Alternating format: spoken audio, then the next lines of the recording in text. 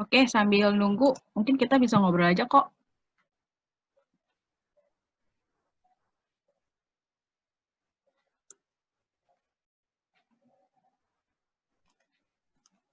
Kita basa-basi dulu aja kali ya. Oke, yuk. Ko Indra apa kabar? Gimana kegiatannya selama WFH ini, atau kita nggak ada ibadah selama corona ini di GKI Kota Modern, gimana gitu kok? Mungkin bisa cerita-cerita ke kita.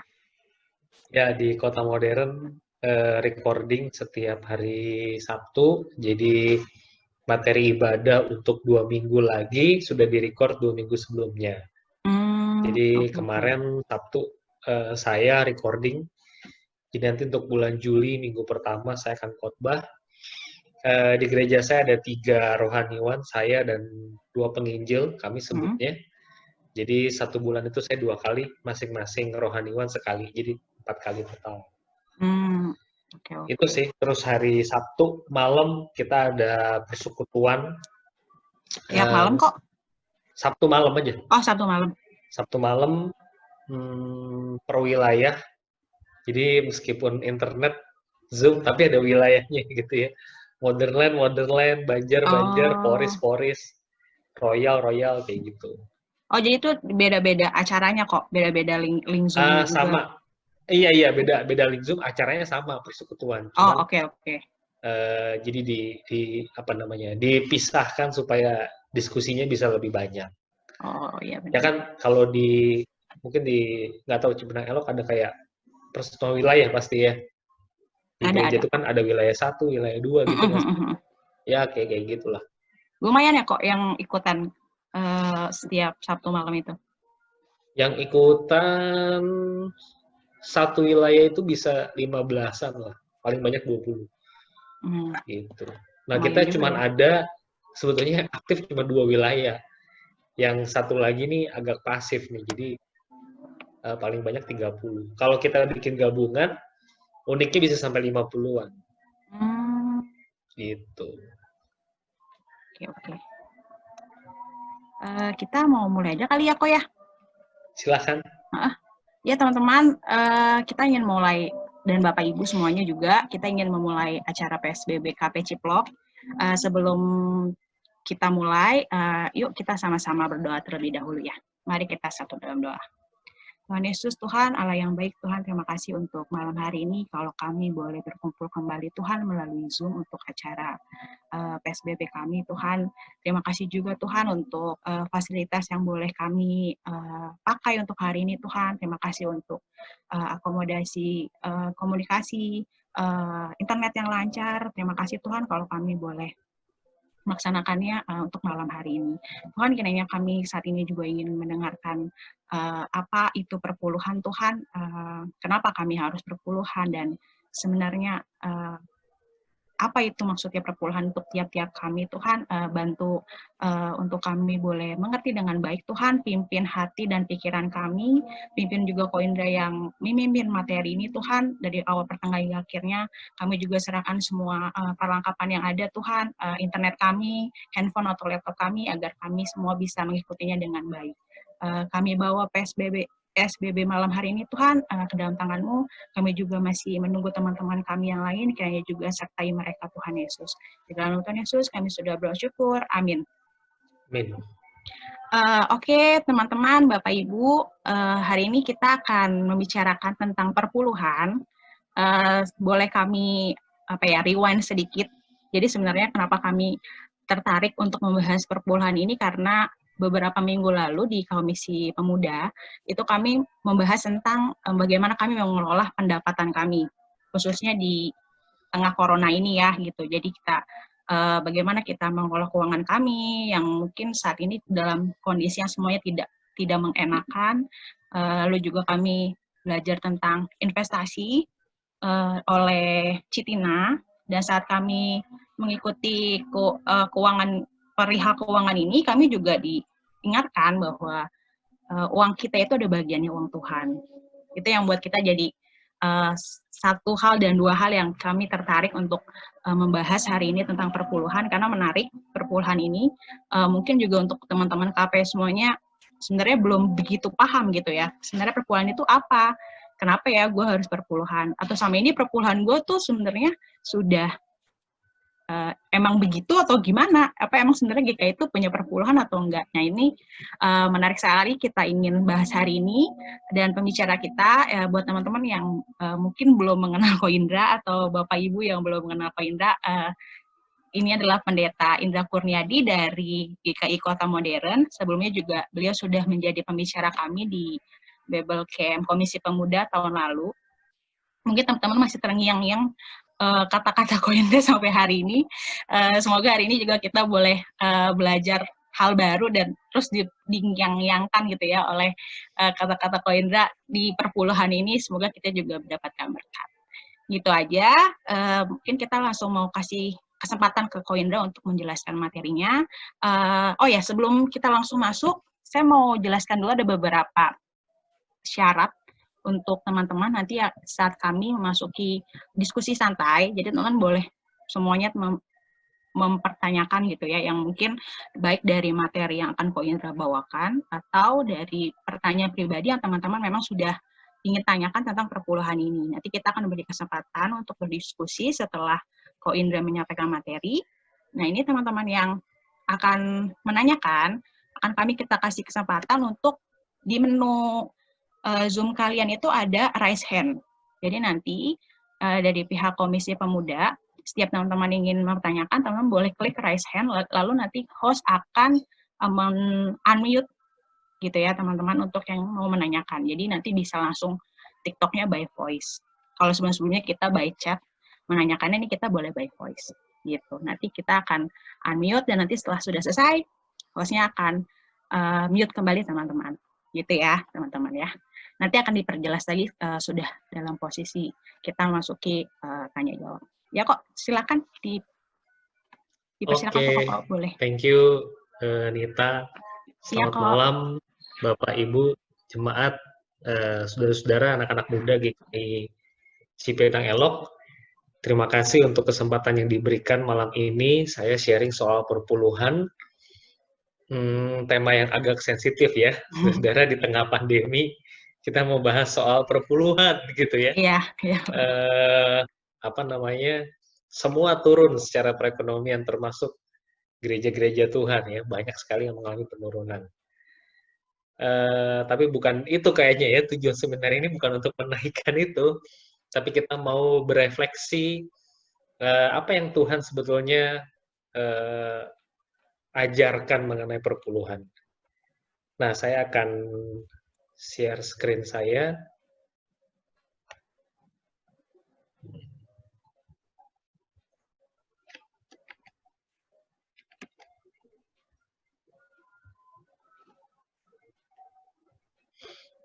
Oke, udah masuk ya, Bapak Ibu Saudara.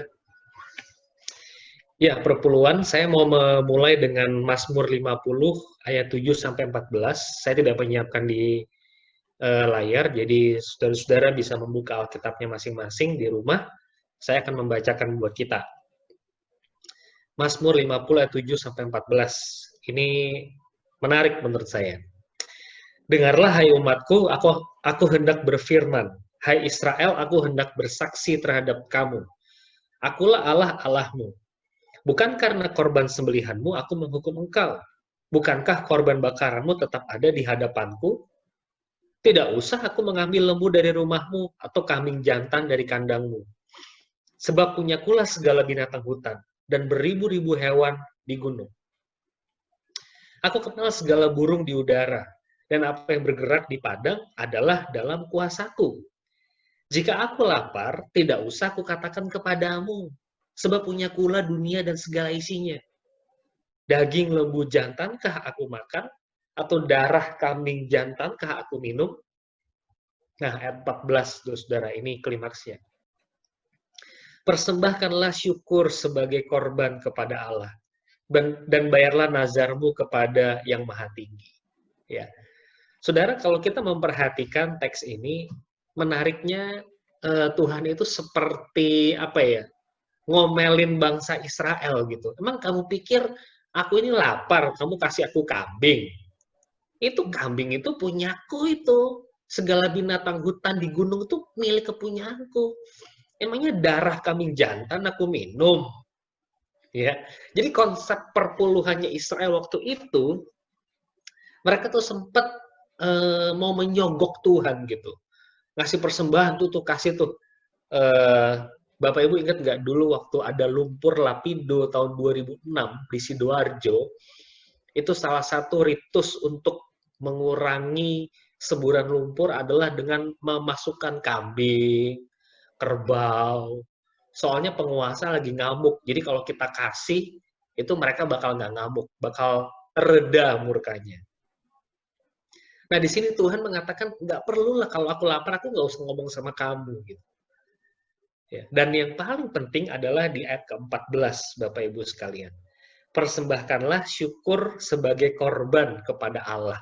Ya. Saudara, rasa janggal nggak dengan ayat ini? Persembahkanlah syukur sebagai korban kepada Allah. Ya. Kalau menurut saya, saudara, seharusnya ayat ini tertera, persembahkanlah korban sebagai syukur. Betul ya? Saya mempersembahkan uang atau kurban gitu ya.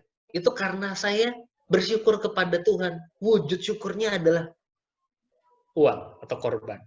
Tapi Tuhan nggak minta itu loh, saudara, kepada bangsa Israel pada waktu itu. Persembahkanlah syukur sebagai korban. Saudara, nangkep gagasannya? Kamu tuh ngasih korban, nggak ada syukur di dalamnya. Aku nggak terima. Kalau kamu bersyukur, kamu belum ngasih korban, maka rasa syukurmu itu kuperhitungkan sebagai korban. Buat saya itu nancep banget, saudara. Kalau bicara soal perpuluhan, ini hal yang mendasar di dalamnya. Saudara tuh memberikan perpuluhan itu, hati saudara tuh melekat di dalamnya, atau saudara memberikan dengan bersungut-sungut. Ya, ini refleksi pertama saya, saudara ya, mengenai perpuluhan.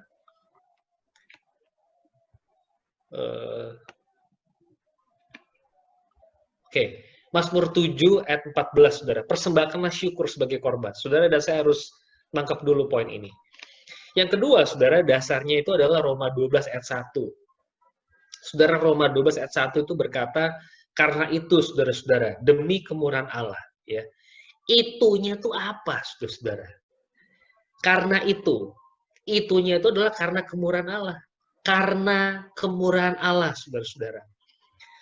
Saudara, kalau Anda membaca kitab Roma, itu 16 pasal 1 sampai 11 itu bicara soal kemurahan Allah. Pasal 12 sampai 16 itu bicara soal praksis, bagaimana kita hidup di dalamnya. Bagaimana aplikasi praktis dari karya keselamatan Tuhan. Salah satunya adalah Roma 13 mengenai kepatuhan pada pemerintah. Itu ya. Kenapa kok kita patuh pada pemerintah? Kenapa kok kita hidup kudus di hadapan Tuhan? Kenapa kita memberikan persembahan kepada Tuhan? Karena kemurahan Allah. Karena Allah sudah menyelamatkan saudara dan saya. Karena Yesus darahnya udah tercurah bagi kita. Wah, kita udah katam deh hal-hal kayak gitu. Karena itu, aku menasehatkan kamu supaya kamu mempersembahkan tubuh sebagai persembahan yang hidup, yang kudus, dan yang berkenan. Itu adalah ibadahmu yang sejati. Nah, saya mau sedikit mengeksposisi bagian ini, saudara, menganalisa bagian ini. Kenapa kita harus memberikan persembahan kepada Tuhan? Karena itu adalah ibadahmu yang sejati. Saudara, sejati itu dari kata Yunani logiken. Logiken itu saudara bisa terjemahkan, itu adalah ibadahmu yang logis. Atau ada terjemahan, saya lupa nih, ESV atau NIV ya. Itu adalah ibadahmu yang reasonable. Jadi kalau kita memberikan persembahan kepada Tuhan, itu reasonable banget gitu. Tuhan udah kasih segala-galanya. Masa kita cuma kasih 1% dari penghasilan kita kepada Tuhan? Ya, Tuhan udah memberikan nyawanya, darahnya, putranya yang tunggal dianugerahkan buat kita. Masa kita cuma kasih 1%, 2%? Itu nggak logis, nggak reasonable. Jadi buat saya ini clear, jelas sekali, saudara. Ada orang namanya Hampton Kitley bilang begini, tidak ada yang lebih memperlihatkan orientasi dan hubungan kita dengan Tuhan seperti sikap kita terhadap uang. Ya, di mana hartamu berada, di situ hatimu berada. Ya, kalau kita mau tahu gimana kecintaan dia kepada Tuhan, salah satu alat ukurnya menurut Hampton Kitley itu adalah uang. Hati-hati saudara dengan uang. Saya ingat banget Bapak Ibu, saya Indra Kurniadi Chandra, saya pendeta GKI Kota Modern. Saya cukup dekat dengan pendeta Simon Stevie. Dulu waktu saya remaja, Pak Simon itu jadi pengkhotbah favorit saya di GKI Layur. Saya asli GKI Layur, satu klasis dengan gereja saudara. Nah, beberapa waktu yang lalu, mungkin udah agak lama sih saudara, 2-3 tahun lalu itu saya terus terang Pak Simon adalah mentor saya. Saya suka main ke GKI Agape Kelapa Gading. Itu sebelum saya jadi pendeta, saudara, Pak Simon pernah ngomong sama saya, Indra, kamu tahu nggak uang itu bahaya? Beliau sebagai senior berkata seperti itu kepada saya. Indra, kamu tahu nggak uang itu bahaya? Itu kalimat pertanyaan, Bapak Ibu. Jadi di ujung mulut saya, waktu Pak Simon ngomong gitu tuh, di ujung mulut saya udah mau jawab, tahu gitu. T-nya tuh udah di ujung. Saya udah mau ngomong tahu gitu. Terus Pak Simon langsung noleh ke belakang, saya di belakangnya. Terus dia ngomong sambil nunjuk saya, kalau kamu tahu jawabannya, hati-hati mulai dari sekarang. Wah, itu tajam banget. Buat saya pribadi itu tajam sekali. Jadi, iya, saya pikir uang itu sangat menggoda kita, saudara. Saya merenungkannya begitu. Aturan perpuluhan di dalam Taurat, saya tidak mau terlalu detail, ayat-ayatnya saya cantumkan untuk Bapak Ibu mendalami lebih lanjut, tapi bagian-bagian, ada bagian yang saya akan buka, ada bagian yang saya tidak akan buka ya. Saudara, based on Imamat 27, perpuluhan adalah keharusan, gak bisa enggak. Ya. Saudara bisa baca sendiri nanti. Nah, kenapa harus perpuluhan? Nah, ini yang saya mau bacakan buat kita. Ulangan pasal 14, ayat 23. Ulangan pasal 14 ayat 23, saya bacakan buat saudara. Di hadapan Tuhan Allahmu di tempat yang akan dipilihnya untuk membuat namanya diam di sana, haruslah engkau memakan persembahan persepuluhan dari gandummu, dari anggurmu dan minyakmu, ataupun dari anak-anak sulung lembu sapimu dan kambing dombamu, supaya engkau belajar untuk selalu takut akan Tuhan Allahmu. Saya minta Bapak Ibu menggarisbawahi kalimat yang paling akhir, supaya engkau belajar untuk selalu takut akan Tuhan Allahmu. Saudara, saya menganggap perpuluhan itu sebagai sebuah disiplin rohani. Ya, saudara paham kata disiplin, disciplinek, gitu ya. Disiplin di dalam bahasa Inggris itu adalah kata yang sangat erat sekali dengan disciple atau murid. Ya, jadi seorang murid itu harus punya disiplin rohani. Bukan saja saat teduh, membaca Alkitab dan berdoa. Saudara kalau menggali ini bisa bahas banyak topik ya, berpuasa, dan salah satunya menurut hemat saya adalah memberikan perpuluhan. Ini bagian dari disiplin rohani menurut saya. Saya selalu mengatakan, saudara, di berbagai kesempatan, yang namanya spiritualitas itu mengandung ritualitas. Tetapi ritualitas itu belum tentu mengandung spiritualitas. Kurang speak, 3 huruf awal. Ya, tapi spiritualitas itu mengandung ritualitas. Sulit buat saya mengatakan orang itu spiritual kalau ritualnya aja nggak beres. Saya mendalami Richard Foster, dan dia sangat menekankan sekali pada disiplin rohani. Ya. Bagi saya, perpuluhan adalah salah satu media untuk saudara dan saya belajar takut akan Tuhan. Jelas banget ayatnya, tidak perlu di-argue menurut saya. Konsep perpuluhan dalam PB seperti apa? Ya, saudara, Kisah Rasul 2 ayat 44-45 itu semua orang itu membagi-bagikan milik kepunyaannya. Jadi kalau kita lihat di dalam PB, jelas sekali perpuluhan ini lebih dari 10%. Pertumbuhan gereja yang pesat tentu membutuhkan dana yang besar dan jemaat secara kolektif untuk membangun gereja Tuhan.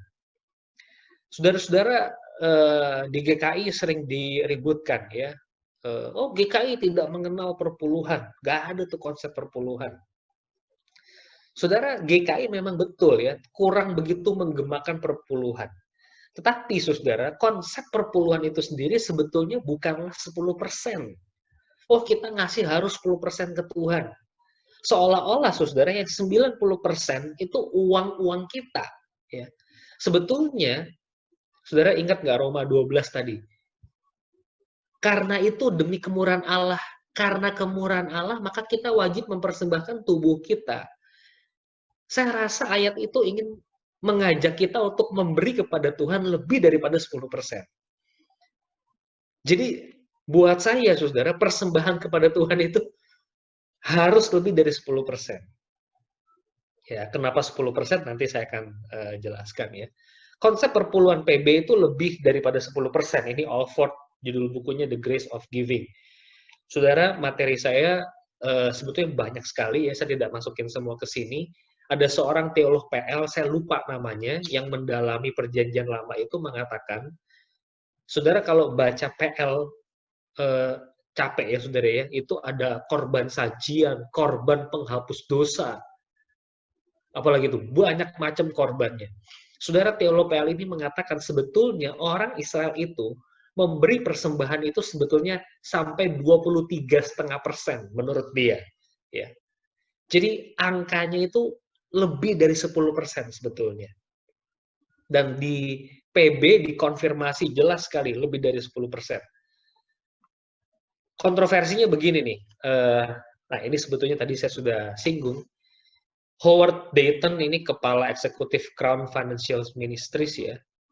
Pelayanan Crown ini kontroversi sebetulnya ya, tapi kalimat ini menurut saya bagus, jadi saya kutip buat kita.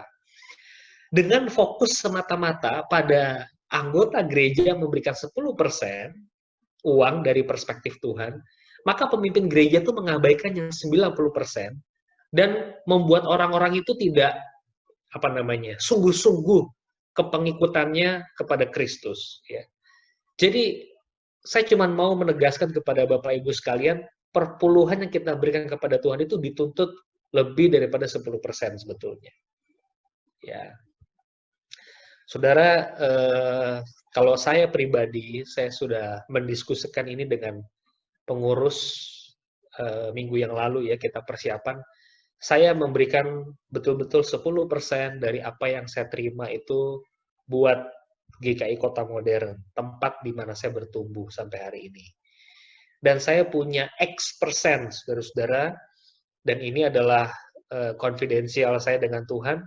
Saya punya satu akun, saudara-saudara. Jujur, saya pakai aplikasi Genius. Saya bukan bermaksud promosi nih, Genius. Di Genius itu ada namanya, nah ini mungkin saya salah nih, M-Card atau X-Card, saudara ya. Nah, di situ tuh, saudara bisa memasukkan uang ya, yang jumlah bunganya 1% kalau saya nggak salah. Nah, terus terang saya punya rekening khusus itu, jadi saya masukkan X% itu ke situ ya. Itu yang saya lakukan, saudara. Jadi 10% sudah pasti saya berikan ke jemaat yang saya layani, karena di sini saya bertumbuh, dan X% itu saya masukkan ke rekening saya untuk saya kelola bagi pelayanan-pelayanan yang lebih luas. Saya dengar dari Penatua Joseph ya, kalau saya nggak salah minggu lalu itu, GKI Ciplok bikin pelayanan buat orang-orang COVID ya. Orang-orang terdampak COVID maksudnya, ada misalnya bagi sembako, di gereja saya ada bagi nasi bungkus dari saudara, dan hari ini kami tidak bagi nasi bungkus, kami bagi sembako. Pelayanan-pelayanan seperti itu saya tidak mengambil dari perpuluhan saya ambil dari X% tadi ya. Saya mendorong Bapak Ibu sekalian untuk memberi kepada Tuhan lebih besar, lebih bagus. Biasakan sejak dini sehingga nanti suatu hari kelak kalau penghasilan kita sudah ratusan juta, kita tetap mendisiplin diri kita dengan disiplin ini. Ya kita nggak tamak, nggak serakah terhadap uang. Yang butuh bantuan kita banyak kan, Bapak Ibu Saudara. Driver ojol, macam-macam itu semua saya tidak ambil dari perpuluhan saya gereja, tapi saya suka mengajarkan jemaat saya per 20-an. Itu istilah saya pribadi ya. Saya suka mengajak mereka minimal kasih 20% tanda petik. Kalau berat mungkin 15%, another 5 atau another 10. Saya pikir itu harus didisiplin sejak hari ini. Saya nggak pernah absen, saudara, kalau ada orang ngajak patungan untuk, ada orang meninggal, ada pekpau, ada orang merit, ada angpau. Itu selalu saya ambil dari situ. Ini ada yang sakit, mau nggak patungan kita bawa sesuatu buat dia, beliin buah, atau kita kasih uang aja deh, dia butuh uang. Saya ambil dari situ, saudara. Saya cerita kemarin, saudara, ke pengurus, ini lagi zaman susah begini, saudara, di sekitar gereja suka ada orang nongkrong, suka manggil-manggil saya, Pak, ini gereja, saya suka masuk loh Pak 2 kali gitu ya. Jadi banyak orang nih lagi susah ngaku-ngaku, saudara, anggota gereja, supaya dapat bantuan, tuh, saudara, dari gereja. Ya. Saya berapa kali dapat cerita itu, dan saya juga mengalami itu, saudara. Saya ada uang, saya bagikan ke sana. Dan itu selalu saya ambil dari dana yang X% tadi. Ya. Ini pergumulan pribadi saya dengan Tuhan. Saya lanjutkan, saudara ya. Saya masuk bagian akhir ini. Pertama, relevansinya. Perpuluhan sebagai standar atau penuntun praktis yang berguna untuk konsep pemberian yang sistematis. Nah, saya perlu membacakan ini buat saudara. 2 Korintus 9, ayat 5 dan 7. Saya bacakan buat Bapak Ibu Saudara. Sebab itu aku merasa perlu mendorong saudara-saudara itu untuk berangkat mendahului aku supaya mereka lebih dahulu mengurus pemberian yang telah kamu janjikan sebelumnya, agar nanti tersedia sebagai bukti kemurahan hati kamu dan bukan sebagai pemberian yang dipaksakan. Ya, jelas ya, kemurahan hati itu mesti ada buktinya, saudara. Nah, mengapa kok saya pribadi cenderung mengatakan 10% kalau saya tadi? Karena buat saya gini, saudara, yang namanya memberi kepada Tuhan, itu kita nggak bisa, pokoknya ngasih aja ke Tuhan lah. Pokoknya ngasih aja ke Tuhan. Lah, ngasih ke Tuhan itu berapa, saudara? Sebagai manusia, kita perlu standar. Ya. Dan menurut saya, fair sekali Alkitab itu jelas di PL itu, tadi di Imamat 27, itu menuliskan 1/10. Ya. Jadi buat saya pribadi, standar minimumnya itu 10%. Itu jelas buat saya ya. Nah, pertanyaannya begini, saudara. Gimana kalau jemaat itu penghasilannya minim? Sehingga dia tidak bisa memberikan 10% dari penghasilannya. Atau, saudara, 10% itu dari bruto atau neto? Ya. Setelah dipotong biaya listrik, 500.000 sebulan, setelah dipotong biaya IPKL, saudara, setelah dipotong PAM, setelah dipotong naik busway, naik KRL, Grab, nah semua baru dipotong atau gimana? Saudara, di dalam pelayanan pastoral saya, ya saya bersyukur sekali dalam pelayanan pastoral jemaat, saya dapat jemaat-jemaat yang sangat jujur. Penghasilan mereka UMR, saudara. Ya, kalau UMR Tangerang 3, dikit ya kalau nggak salah ya. Beda sama DKI Jakarta dengan gereja saudara. Dia memberikan hitungan kepada saya bahwa hampir 20% dari penghasilan dia itu buat naik busway, dia cerita. Pak, saya harus jalan kaki 500 meter, saya harus naik busway, Pak. PP ke kantor saya setiap hari. Itu udah 20% dari penghasilan saya. Saudara, saya pribadi berpendapat ya, kita bisa nanti diskusi bagian ini. Kalau ada orang memang penghasilannya ngepas sekali, saya yakin Tuhan nggak apa-apa tuh, saudara, untuk dia memberikan dari neto, gitu ya, bukan dari bruto. Tetapi yang saya mau katakan, kalau barangkali sebagian besar di antara kita, saya tidak mengenal jemaat Cipinang Elok bagaimana, tapi kalau sebagian dari antara kita masih sanggup untuk memberikan perpuluhan dari bruto, ya, saya sangat mendorong Bapak Ibu untuk memberikan dari bruto, bukan dari neto. Ya, silahkan konsultasi dengan pendeta saudara, dengan pemimpin kelompok kecil barangkali kalau ada mengenai bagian ini. Saya yakin Tuhan kita juga Tuhan yang penuh dengan kemurahan, ya. Tapi tentu dengan catatan-catatan yang khusus tadi, seperti yang saya jumpai di kasus-kasus pastoral yang saya layani. Oke. Bila kita tidak memiliki standar, maka kita cenderung memberi sekehendak hati. Bayangkan bila hati kita sedang jenuh, apakah itu berarti kita bisa memberi dengan minim? Ya, jelas nggak bisa.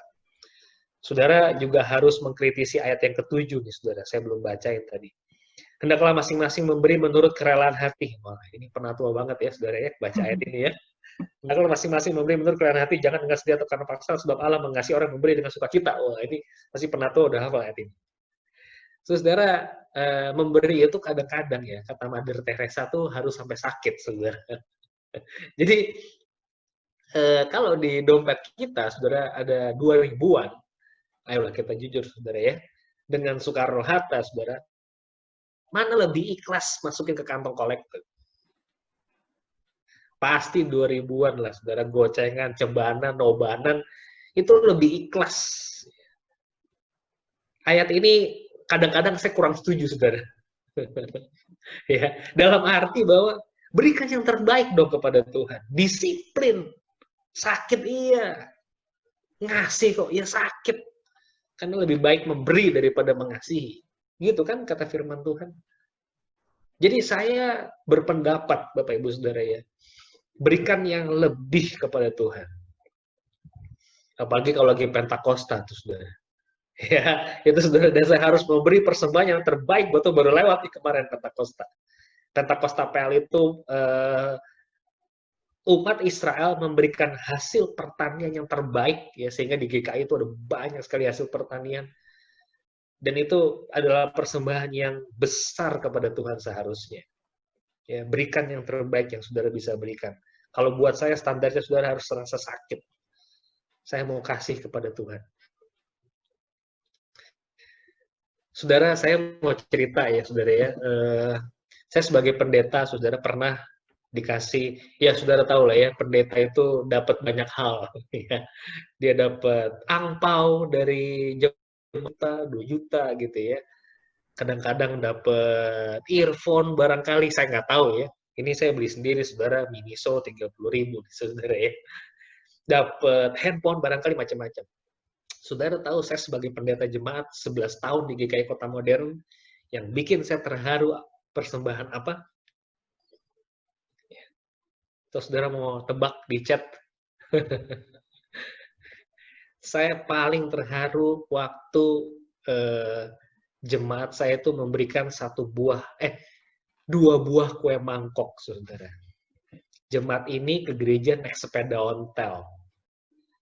Saudara, dari semua pemberian, saya pernah nangis itu ketika ada jemaat pagi-pagi ketuk kantor saya dan kasih 2 buah kue mangkok. Nangis saya. Saya bisa beli kue mangkok, saudara, di pasar. Berapa sih harga kue mangkok? 5.000, 10.000. Saudara bisa beli 4-5 kali. Tapi itu diberikan oleh orang dari kemiskinannya. Saya yakin loh Bapak Ibu, yang dilihat Tuhan itu justru persembahan yang kayak gitu tuh. Saya aja nangis, apalagi Tuhan yang punya kemurahan hati. Tuhan kan jauh lebih baperan ya saudara ya. Saudara jangan terlalu berkonotasi negatif dengan kata baperan, saudara.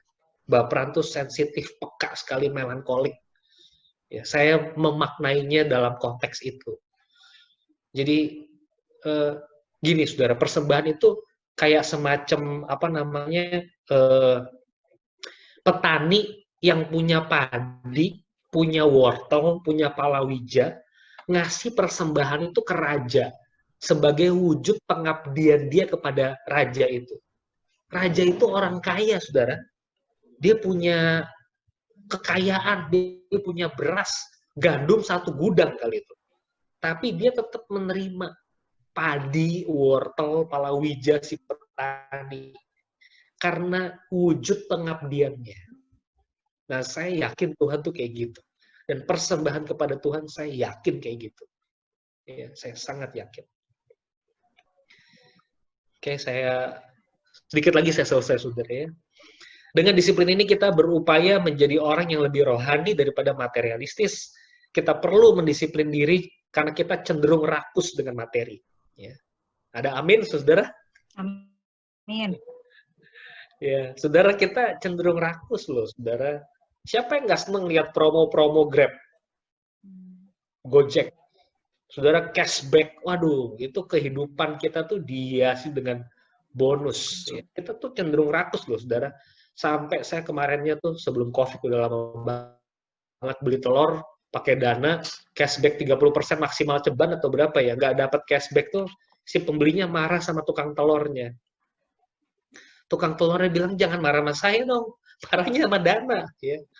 Orang sampai buta begitu loh, saudara, marah-marah di pasar. Kita tuh cenderung rakus loh, saudara. Jadi uang itu menurut saya krusial.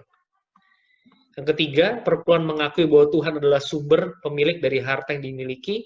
Orang yang menyadari hal ini tidak akan berat untuk memberi kepada Tuhan. Kalau saudara menyadari itu. Tadi ya, seperti petani itu ya. Keempat, perpuluhan adalah bagian dari ekspresi penyembahan, syukur kita atas karunia yang tidak terhingga.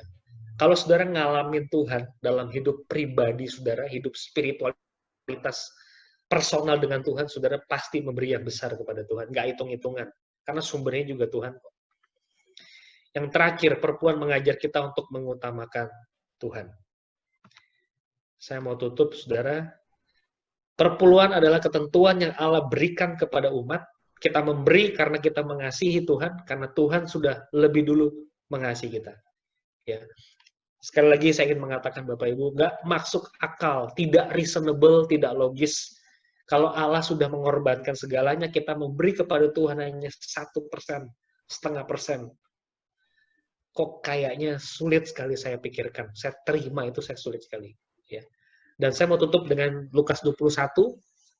Saudara, Lukas 21 itu ada perempuan yang kasih 2 peser. Ya. Saudara ingat ya, ada perempuan janda miskin kasih 2 peser, dan dia memberikan berapa peser, saudara, kepada Tuhan? 2 peser. Kenapa kok janda miskin kasih 2 peser? Saudara, ketika Lukas mengatakan janda miskin memberi 2 peser, punya 2 peser, itu artinya janda miskin bisa ngasih 1 peser, dan dia bisa saving 1 peser.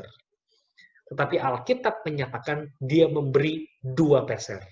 Dia memberi yang dia bisa saving, dia berikan. Ya. Dan Tuhan mengatakan janda ini memberi lebih besar daripada orang kaya, yang Alkitab bilang ngasihnya berpetik-petik. Ya. Janda ini cuma 2, saudara. Dia memberi justru yang terbesar. Karena dia memberi semuanya kepada Tuhan. Jadi Tuhan itu melihat skala.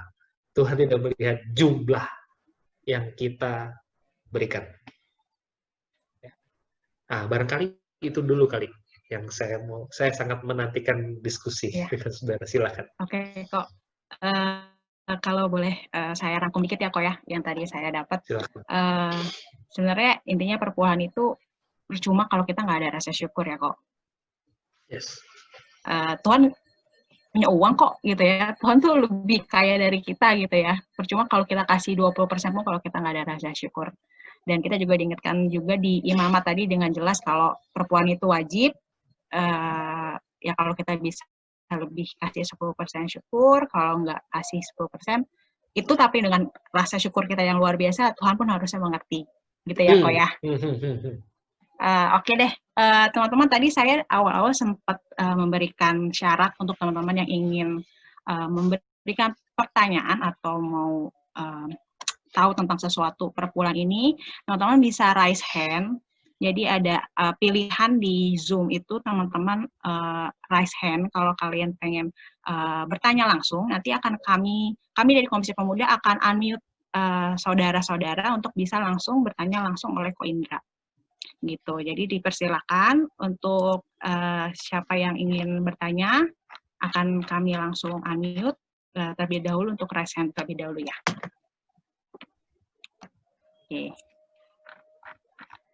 Sambil kita nunggu nih, kok, uh, uh, jawab pertanyaan-pertanyaan di poster ya. Oh iya, iya. Pertanyaan-pertanyaan di poster ini menarik sekali nih sebenarnya untuk kita diskusi gitu. Tapi kalau dari tadi kita udah bicarakan perpuluhan nih kok. Karena kita ini mostly adalah warga dan jemaat dari GKI. Jadi sebenarnya nih di GKI itu emang ada perpuluhan nggak sih kok? Ya, biarpun tidak ada istilah perpuluhan ya, tetapi saya ingin konsepnya itu buat kita jelas ya, bahwa kalau misalnya di GKI nggak ada perpuluhan, benar-benar itu nggak ada perpuluhan ya. Kita adanya per 20-an, per 30-an gitu ya. Justru, aduh saudara, saya ini jadi ngomongin gini saudara. Saudara tahu belum lama ini di gereja palsu, ya, di Instagramnya gereja palsu itu beredar satu video sebuah GBI, yaitu tetangga saya, saudara GBI-nya itu, yang harus memberikan perpuluhan, benar-benar 10% literally. Saya jadi wonder kepada gereja-gereja yang seperti itu ya. Kalau 10% literally, itu tadi kalimatnya Howard Dayton tadi dari Crown Financial Ministries. Lah, yang 90% berarti nggak boleh dikutak-atik dong. Ya. Saudara, kalau lihat gereja tuh kebutuhannya banyak sekali ya. Gereja tuh butuh pembangunan, gereja itu memperhatikan pelayanan orang miskin. Kadang-kadang kan gereja suka membuka kantong persembahan lebih ya. Nah, di situ saudara gimana tuh? Merasa, wah ini gereja nih serakah nih minta duit melulu atau gimana? Ya. Saya pribadi cenderung, ya ayo kita memberi lebih gitu. Kebutuhan banyak saudara-saudara. Jadi,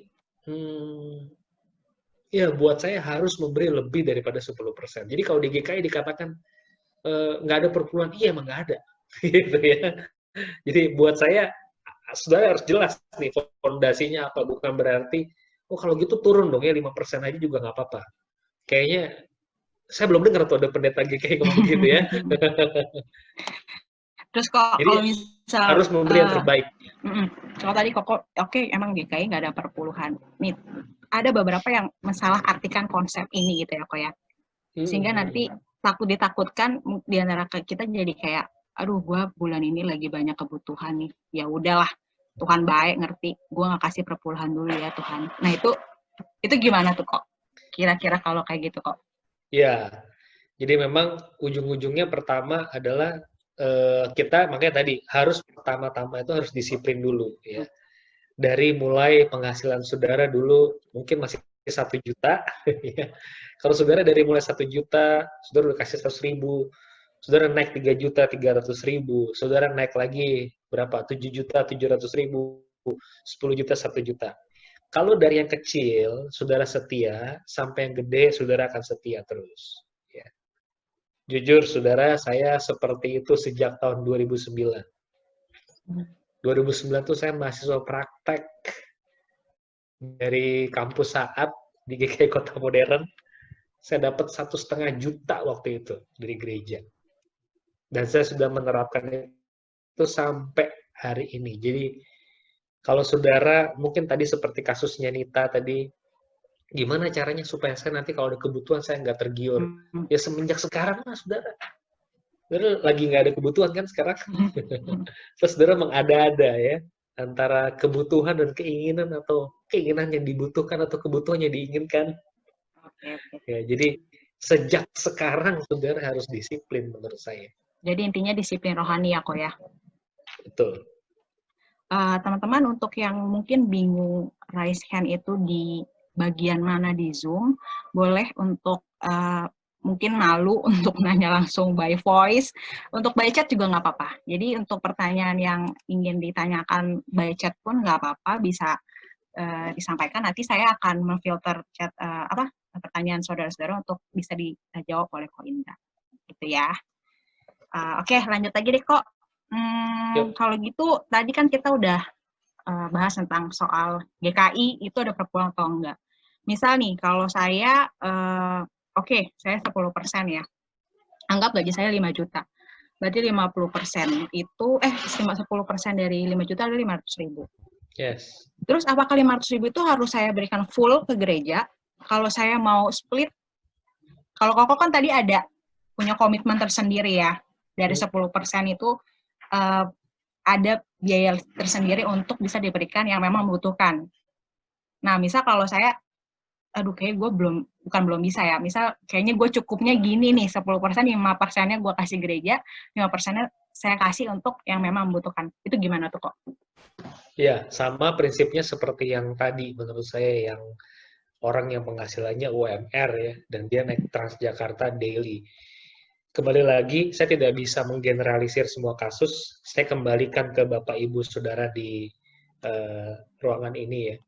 Kalau memang saudara betul-betul bergumul dan saudara bisanya seperti yang Nita tadi sampaikan, 5% Pak, saya kasih ke GKI Ciplok, 5% saya siapkan. Silahkan. Saudara, saya punya satu orang jemaat yang persis seperti yang Nita sampaikan. Ya, 5% dia kasih ke Tuhan. Terus saya tanya, 5%-nya buat apa Pak? Buat jaga-jaga Pak. Kalau misalnya saya diundang kondangan, saya mesti bawa angpau. Dia ngomong gitu sama saya. Oke. Terus dia ngomong gini Bapak Ibu, kalau sampai bulan ini saya masih punya dana 5% dan tidak ada kondangan, maka 5% itu saya berikan kepada jemaat, kepada gereja. Bukan kalimat saya, saudara. Sungguh bukan kalimat saya. Jadi, jujur kan, ya, saudara punya berapa persen? 73 pembagiannya, misalnya gitu ya, atau berapapun lah. Aduh Pak, saya kalau 10% saya berat Pak. Saya udah hitung penghasilan saya, anak saya 2, sekolah, ini bayar pembantu, bayar asuransi, bayar cicilan mobil. Wah, saya nggak bisa, tapi saya bisa dengan pola pengaturan seperti itu. Wah, Tuhan pasti happy lah, saudara.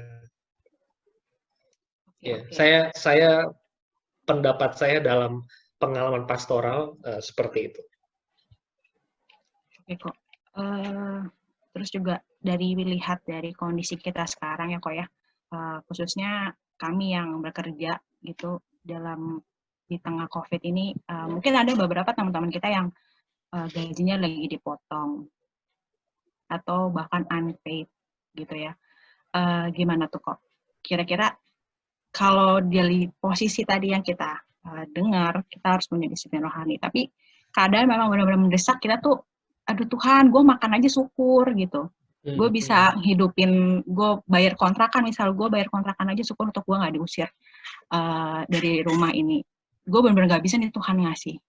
Gimana ya kok, itu kayak gitu ya kok? Ya, sama.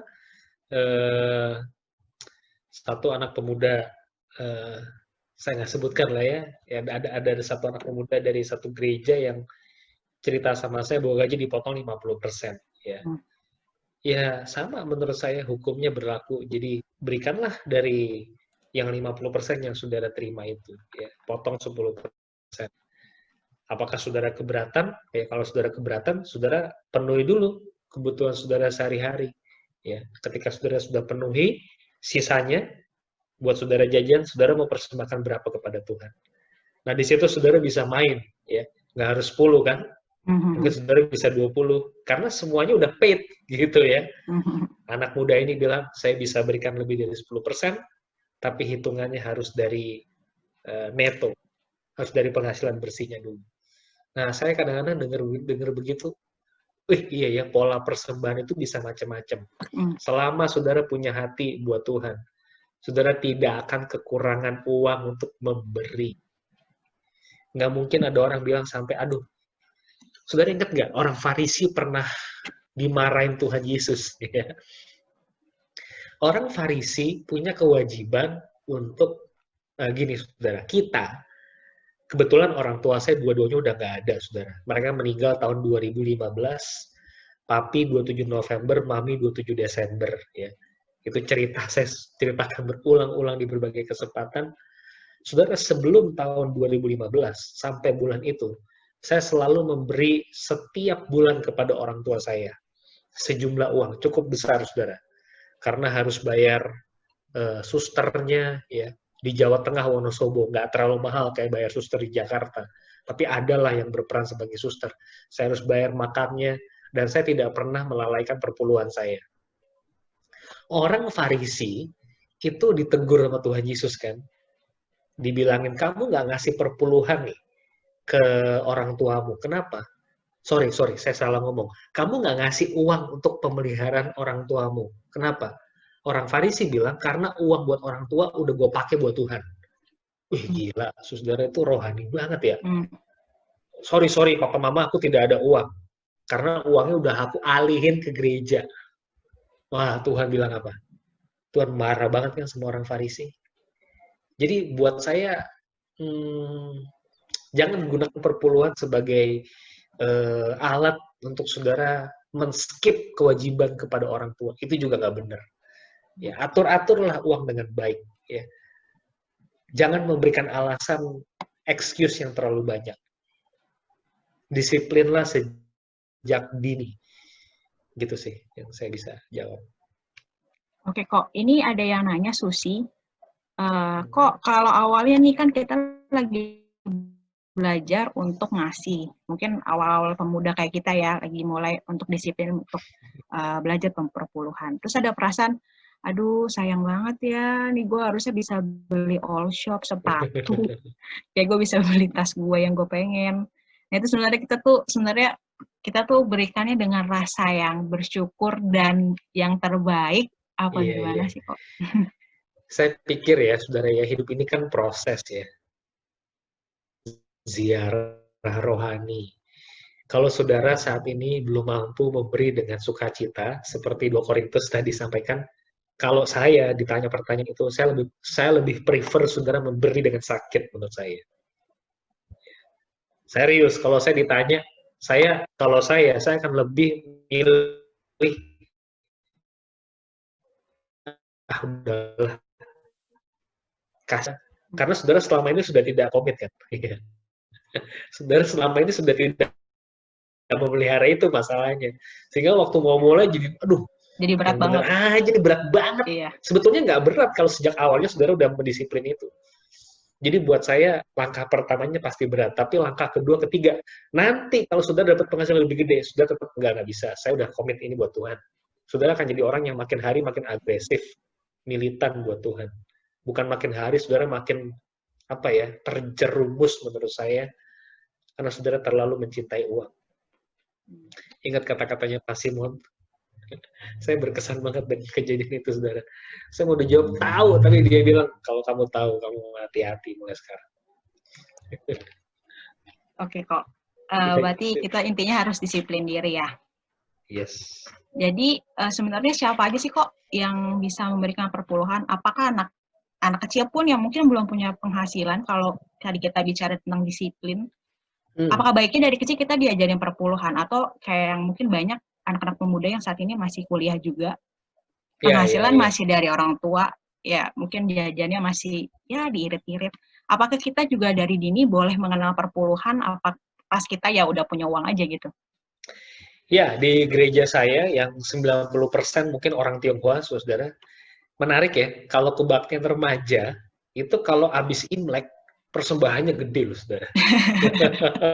Baru dapat uang. Baru dapat uang, iya. Jadi kalau Imlek, jadi menarik ya, minggu di mana Imlek, itu biasanya yang datang dikit tuh. Kayak tahun kapan ya, tahun ini apa tahun kemarin tuh, Imleknya tuh pas Sabtu malam gitu ya. Jadi mereka tuh banyak keluar kota, tapi minggu depannya waktu ibadah remaja, waduh persembahan remajanya naik berkali-kali lipat. Jadi buat saya sih ya begitu. Sejak dini, sejak saudara terima angpau, sejak saudara terima uang jajan, berapapun itu dari orang tua, saudara berikan kepada Tuhan. Bahkan kemarin ini di Persekutuan Komisi Usia Indah ya, Persekutuan Komisi Usia Lanjut, saya ditanya sama satu AI ya. Di gereja saya banyak orang Tionghoa, saudara. Mereka bilang, kalau misalnya kami dapat angpau dari anak, ya, apakah harus dikasih juga ke Tuhan 50%? Iya, AI, saya bilang. Wajib itu, saya bilang. Apa salahnya? Ya, saudara punya uang lebih kok. Saudara dapat angpau 500.000 dari anak. Ya, kasih 50.000 ke Tuhan, saya ngomong gitu langsung. Ya, jadi kita disiplin berapapun. Ya. Ingat saudara, 450-nya bukan milik saudara. In case ada kebutuhan lebih daripada itu, kita harus juga memberikan lebih. Oke. Ini juga ada yang nanya nih kok ke saya langsung, kalau sebenarnya bisa nggak sih kita ngasih itu nggak harus bentuknya dalam bentuk uang? apa sebenarnya bisa hal yang lain?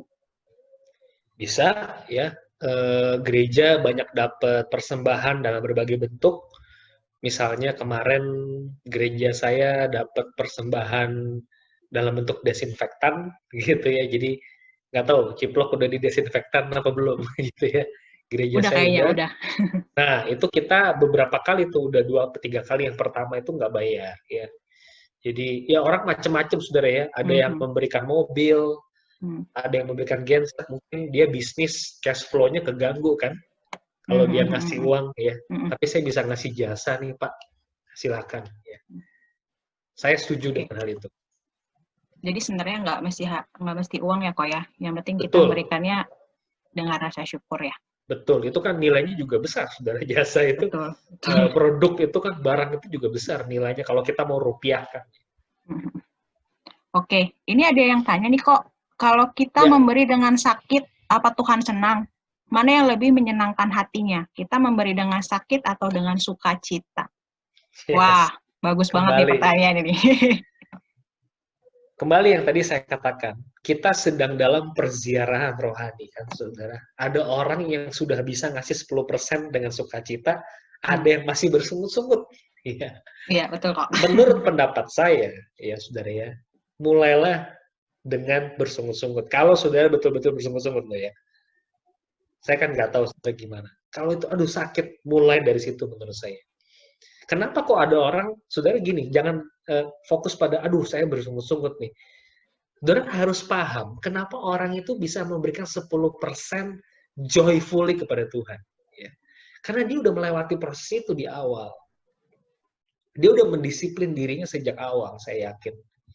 Jadi saat ini dia dalam kondisi yang cukup ajak untuk memberikan perpuluhan kepada Tuhan.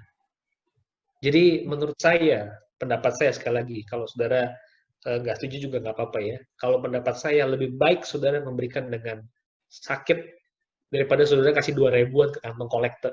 Sukacita saya Pak, kasih 2 ribuan, kasih 10 ribuan. Saya pikir kok Tuhan, saudara gini loh poinnya ya, jangan salah paham. Tuhan itu murah hati, amin. Amin. Apakah saudara mau menyalahgunakan kemurahan hatinya?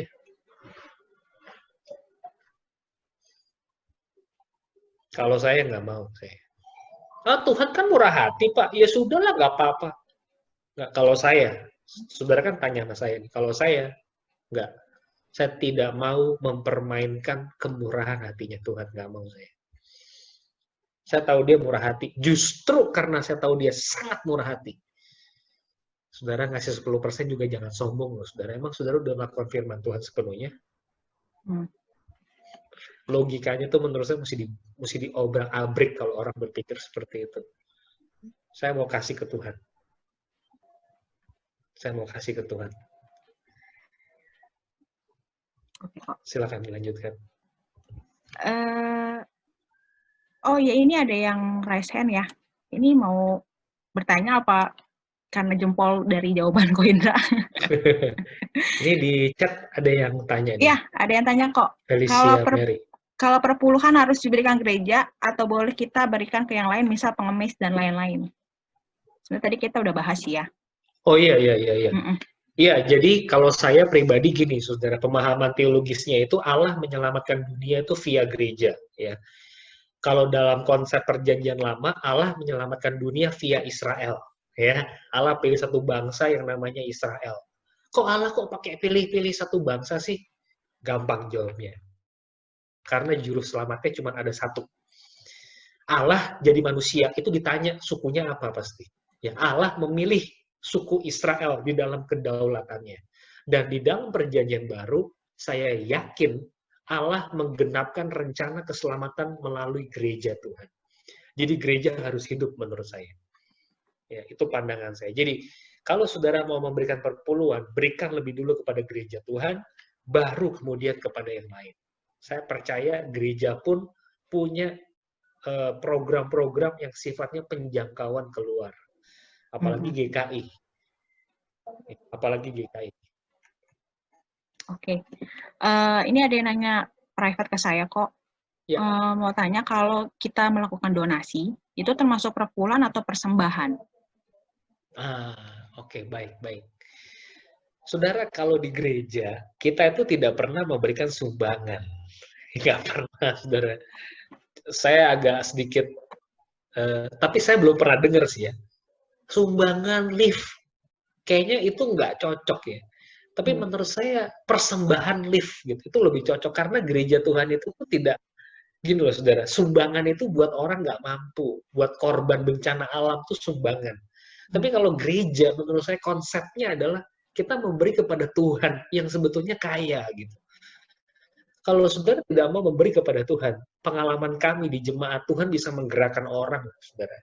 Ada aja cara Tuhan untuk mencukupkan kehidupan gereja Tuhan. Jadi buat saya persembahan bukan sumbangan, gitu.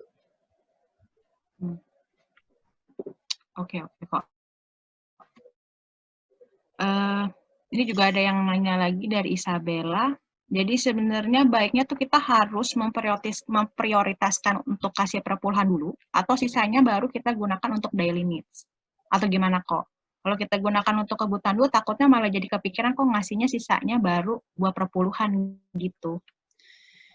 Iya, itu makanya saya nggak bisa jawab dengan satu formula ya. Saudara yang tahu bagaimana keuangan saudara masing-masing.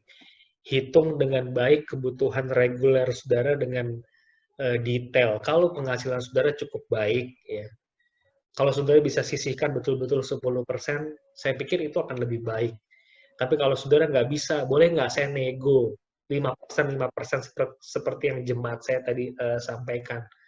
Saya pikir Tuhan kita itu Tuhan yang sangat baik. Oke juga menurut saya. Jadi saya tidak punya jawaban untuk pertanyaan itu. Saudara hitung dulu. Kalau menurut hitungan saudara dengan 10% bruto, gitu ya kan, kita main bruto neto nih sekarang. Kalau brutonya saudara potong 10, dan dari 90% saudara masih bisa hidup, saya pikir lakukan itu. Gitu. Kalau kita mau lebih dari 10% kok, misal kayaknya kebutuhan gue hari ini, bulan ini nggak terlalu banyak sih. Harusnya cukup dengan 70%. Itu boleh banget. Boleh. Ya. Boleh banget, ya. Tapi kalau saya boleh saran ya, saudara ya, pengalaman saya, kita jangan habiskan sisanya 30% itu buat gereja, menurut saya. 10% masukin dulu, 20% saudara lihat ya. Kebutuhan banyak, saudara. Sekali lagi, ada banyak orang miskin di sekeliling kita. Saudara mungkin punya family, mau dibantu sekolahnya, ya. Mungkin ada jemaat saudara kena sakit kanker, mau nggak kita urunan yuk, dia butuh banget dana nih. Ya, nah itu tuh kebutuhan-kebutuhan, kalau menurut saya jangan pernah skip membantu orang-orang seperti itu. Ya. Berarti itu termasuk perpuluhan ya kok ya? Ini juga lagi relate dengan pertanyaan kok Cierin. Kalau perpuluhan boleh dipakai untuk bantu saudara atau keluarga, itu boleh ya, kalau saya ditanya pertanyaan itu, saya akan jawab, kalau saya akan berikan dari per-20-an saya. Itu jawaban saya. Jadi saya selalu menyimpan X% di M-card saya. Nah, itu saya punya sejumlah dana yang selalu saya gunakan di sana. Begitu. Oke, tapi kalau misalnya kita kok mampunya dari bulan ini kita 10%-nya itu kita kasih ke keluarga, jadi kita nggak kasih ke gereja. Itu apakah dihitungnya kita melakukan perpuluhan?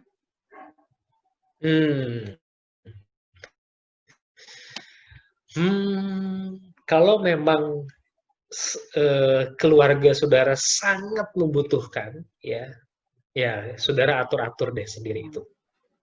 Saya sekali lagi saya tidak bisa menjawab semua pertanyaan ya dengan mungkin saudara puas ya, tapi saya tetap percaya Tuhan itu pengertian, tapi sekaligus juga saudara tolong jangan main-main ya dengan hal-hal seperti ini. Jangan saudara pikir, oh kalau gitu boleh deh saya alihin deh. Kalau saudara bisa berikan 10% ke rumah Tuhan, berikan dulu ke rumah Tuhan. Gitu. Sekali lagi saudara, saya setiap bulan selalu menerapkan 10% untuk jemaat saya, dan X% yang saya tidak bisa sebutkan, sebut aja 10%, saya selalu siap. Gitu. Jadi siapapun yang membutuhkan bantuan, sampai hari ini saya selalu berikan. Saudara, di dalam sejarah kehidupan saya, ini agak lebay sedikit ya, dalam sejarah kehidupan saya, saudara, rekening saya di Genius yang M-Card itu pernah habis 2 kali. Sungguh-sungguh saya tidak bohong. Habis. Saya betul-betul habis. Terus gimana kalau udah habis? Dan ternyata masih ada saudara, ceritanya tadi pertanyaannya ya, yang membutuhkan. Saya akan ambil tabungan saya. Gitu. Tetapi tahu nggak saudara, ajaibnya apa? Sekarang saya punya M-Card, X% itu terisi kembali. Ajaib ya. Jadi dan kebutuhan saya nggak kurang hari ini. Saya cukup. Saya tidak terlalu bisa banyak jajan, saudara, hari ini karena perekonomian juga sulit, tidak seperti dulu ya. Tapi saya tetap dicukupkan sampai hari ini. Jadi saya bersyukur. Sampai hari ini saya punya X% M-Card di Genius saya terisi. Ada sejumlah uang dan saya tetap bisa berbagian. Yang meninggal, yang merit, yang sakit, siapapun saya bisa berbagian. Oke kok. Begitu. Ini juga ada yang nanya juga kok ke saya, harus kita ngasih perpuluhan di gereja di mana kita beranggota, atau kita bisa kasih gereja di mana aja?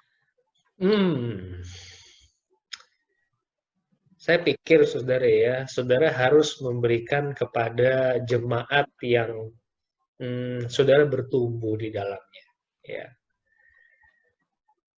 Saya terus terang, ini pertama kali nih saya dapat pertanyaan ini ya. Ada orang yang keanggotaan gerejanya mungkin di kampung, di Jawa Tengah misalnya. Lalu kemudian dia merantau ke Jakarta. Ya. Otomatis dia memberikannya ke gereja saya, saudara.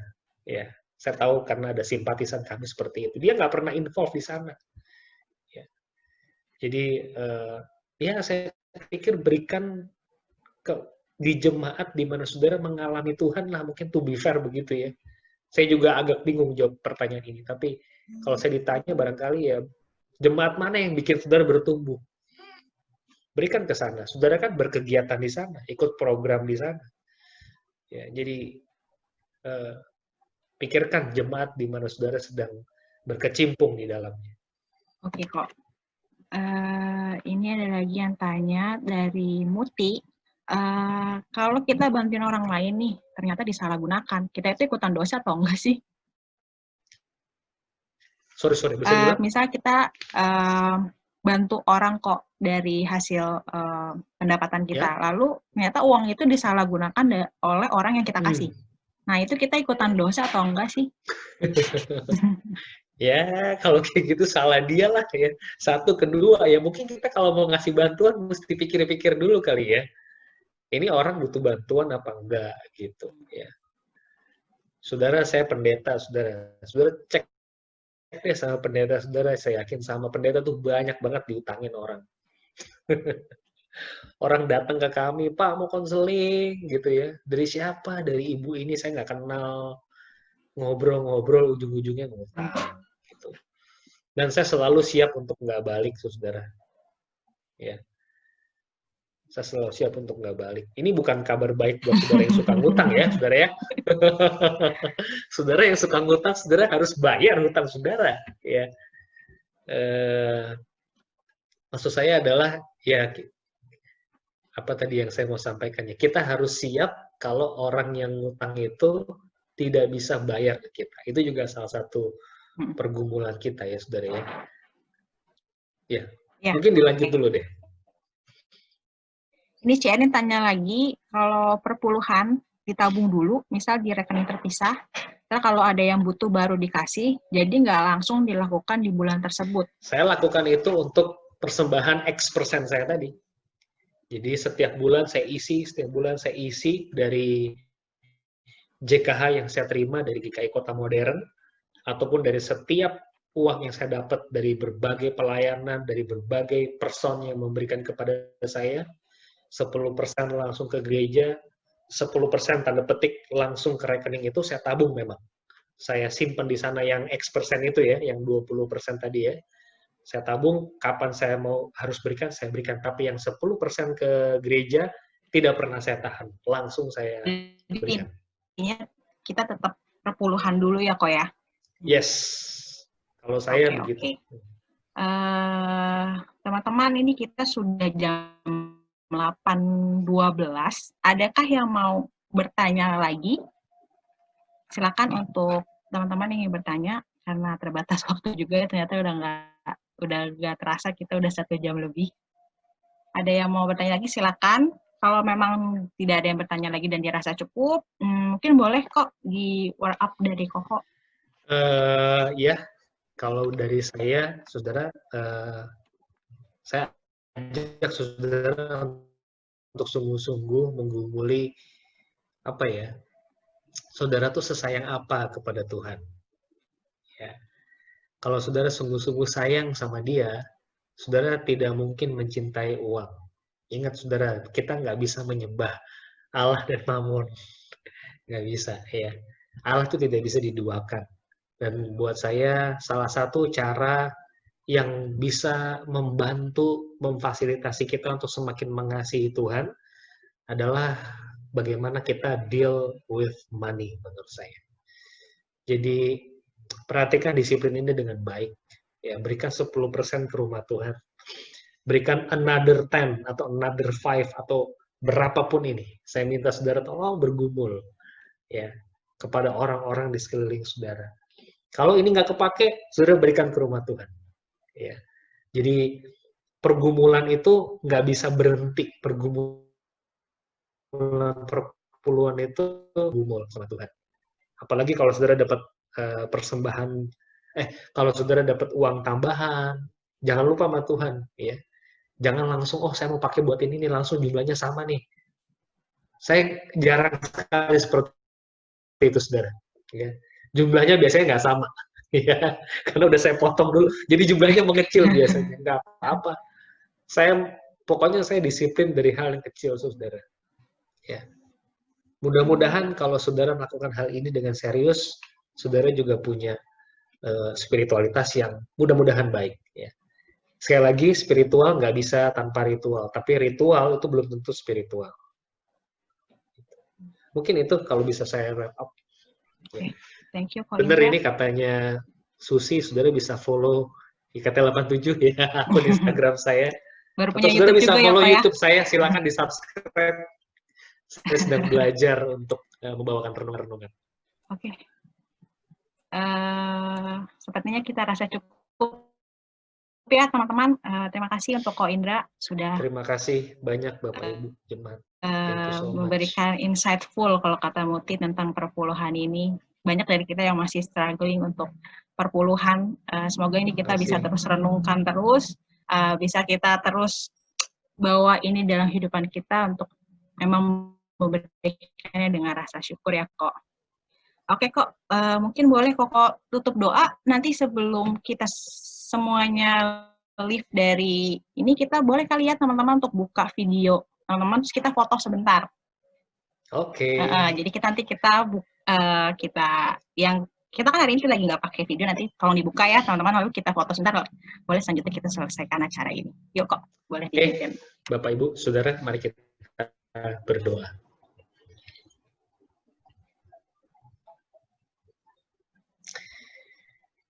Bapa, kami tahu Engkau Allah yang sangat murah hati, penuh dengan kemurahan. Tetapi jujur dari hati kami tidak mau menyalahgunakan kemurahan-Mu, Tuhan. Kami mau belajar untuk memberi yang terbaik yang bisa kami berikan. Meskipun kadang hati ini kurang ikhlas, Tuhan. Didiklah kami dalam perziarahan rohani ini. Sehingga kami sampai di satu level di mana kami bisa memberikan perpuluhan dengan sukacita. Bahkan mungkin per 20-an, per 30-an, per 40-an, dan seterusnya. Tuhan berikan kepada kami kepekaan untuk orang-orang miskin di sekitar kami. Tuhan berikan kepada kami kepekaan untuk sanak saudara kami, family. Mungkin orang tua kami, Tuhan, yang kami kurang perhatikan. Tuhan tolong kami, supaya kami sungguh-sungguh optimal dalam memberikan persembahan kepada Tuhan. Berkati komunitas pemuda GKI Ciplok atau keluarga besar GKI Cipinang Elok yang sedang bergumul dalam hal ini. Tuhan pimpin, sehingga kami sungguh-sungguh berkenan di hadapan Tuhan. Kami percaya Tuhan Engkau adalah Allah yang penuh dengan kemurahan. Bermurah hatilah membentuk karakter kami. Terima kasih Tuhan untuk persekutuan kami, biarpun secara online. Tuhan yang izinkan kami punya fasilitas ini. Kami bersyukur. Dalam nama Tuhan Yesus Kristus kami berdoa. Amin. Amin. Oke, kita boleh nyalakan dulu ya videonya teman-teman. Kita foto sebentar.